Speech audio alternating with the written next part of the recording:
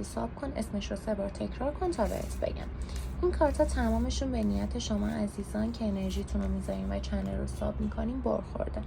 عزیزانی که با شخصی تو رابطه بودن که حالا میتونه مادری داشته باشه که خیلی وابستش بوده، یا خواهری، یا حتی شخص سومی تو رابطهشون بوده، سر همون نشده که اتفاق بیفته رابطه شما جدی بشه، یا مادری دخالت کرده این وسط.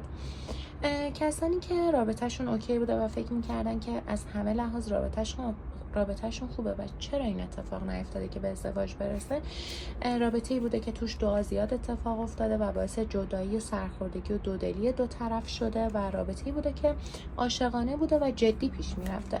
اگه هنوز فکر میکنین که انرژیاتون به هم متصل هستش، رابطه‌ای هستش که پتانسیل دوباره زنده شدن رو داره، ولی یک طرف از شما دو دل هستش، یعنی کسایی هستن که دخالت میکنن تو رابطه شما.